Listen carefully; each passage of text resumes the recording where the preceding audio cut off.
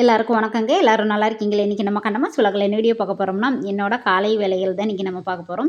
விசேஷத்துக்கு கிளம்புறனால காலையிலேயே சாப்பாடு எல்லாம் செஞ்சு வச்சுட்டு கிளம்பலாம்னு செஞ்சுக்கிட்டு இருக்கேன். காலையிலேயே பார்த்திங்கன்னா, குளிச்சுட்டு நம்ம அடுப்படிக்கு வந்தோம்னா, வேலைகள் வந்து டக்குன்னு முடிச்சுட்டு நம்ம கிளம்புறதுக்கு ஈஸியாக இருக்கும். நம்ம வேலையெல்லாம் முடிச்சுட்டு குளிச்சுட்டு கிளம்பலாம்னா, அவசர அவசரமாக குளிச்சு கிளம்பணுங்க. இதை பெண்கள் வந்து இந்த விஷயத்தை கடைபிடிங்க. நான் எப்பயுமே இந்த மாதிரி தான் பண்ணுவேன். நம்ம லேட் ஆனாலும் டக்குன்னு ட்ரெஸ்ஸு மாற்றிட்டு அப்படியே கிளம்பிடலாம். நூக்கல் வந்து பொரியலுக்காக எடுத்து வச்சுருக்கேன். நம்ம வெளியில் எங்கேயாவது போனோம்னா வீட்டில் இருக்கிறவங்களுக்கு சமைச்சு வச்சுட்டு வீட்டு வேலையெல்லாம் முடிச்சுட்டு கிளம்புறதுக்கு அவசர அவசரமாக தான் கிளம்புற மாதிரி இருக்கும். எப்படி இருந்தாலும் டைம் ஆயிரும் பாருங்க. அந்த டயத்துக்கு கிளம்ப முடியாது.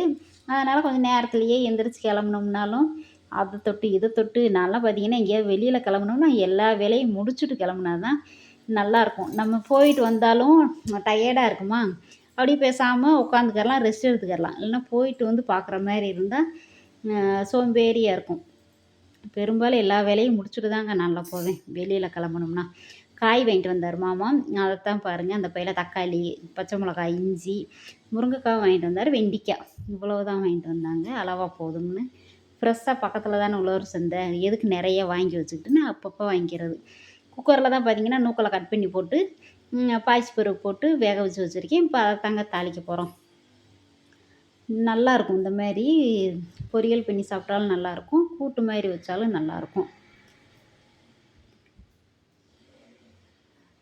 அடுப்படியில் நின்று சமைக்கிறது அப்படியே ஒரு சிலருக்கு பார்த்திங்கன்னா வேறு தோற்றும், குளிச்சுட்டு வந்த மாதிரி ஆயிரும். அந்த மாதிரி ஒரு சிலர் என்ன பண்ணுவாங்கன்னா, அடுப்படி வேலையெல்லாம் முடிச்சுட்டு தான் போய் குளிக்கணும் அப்படின்னு இருப்பாங்க.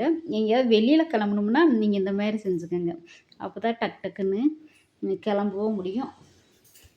பார்த்திங்கன்னா நான் காலையில் எந்திரிச்சதுமே குளிச்சுட்டு வந்துட்டேங்க. 5 மணிக்கெல்லாம் எந்திரிச்சு குளிச்சுட்டு அடுப்படி வேலை பார்த்துக்கிட்டு இருந்தேன். எங்கள் மாமா காலையில் 5:30 மணிக்கு எந்திரிச்சு என்னை பார்த்துட்டு, என்னப்போ இப்போ தானே எந்திரிச்சு அதுக்குள்ளே தலையில் துண்டை கட்டிட்டு வந்து நிற்கிற, குளிச்ச மாதிரி அப்படின்னு கேட்டார்.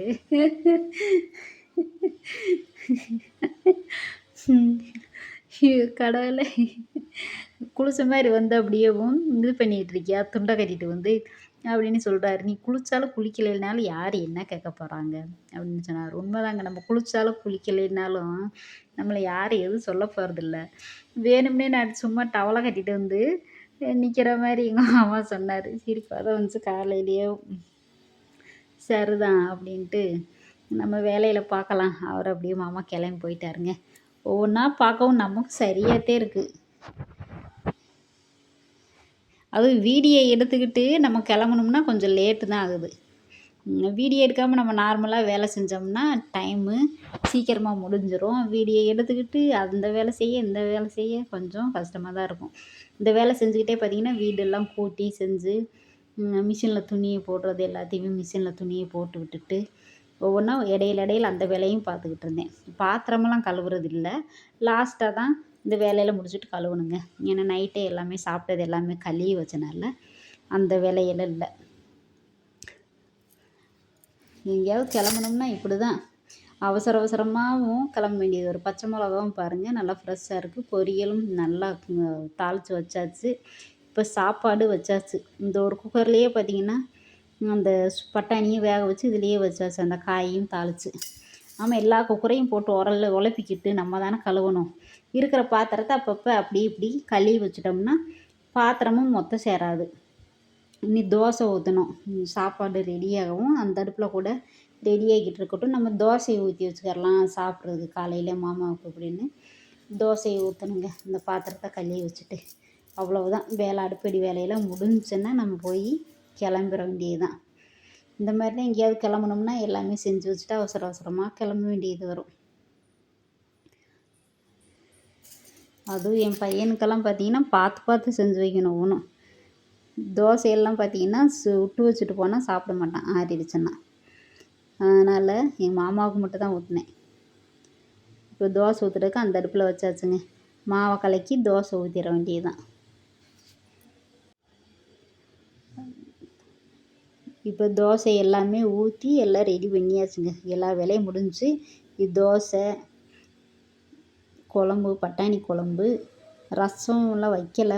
இது கட்ரஸ் இருக்குது, அது கூட்டு, அது கட்ரசம் அந்த கிண்ணத்தில் நேற்று வச்சது பழைய ரசம்.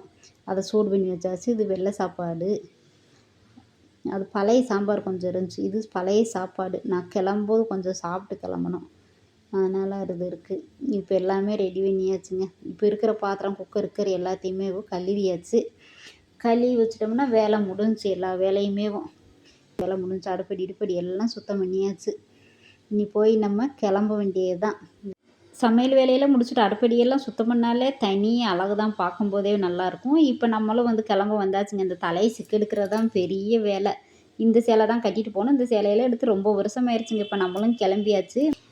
நம்மளும் சாப்பிட்டு அப்படியே கிளம்ப வேண்டியதான். மாமாவுக்கு டிஃபன் கொடுத்துட்டு நானும் கிளம்பியாச்சுங்க. வீடியோ பிடிச்சா லைக், ஷேர், கமெண்ட் பண்ணுங்க. பாய், நன்றி, வணக்கம்.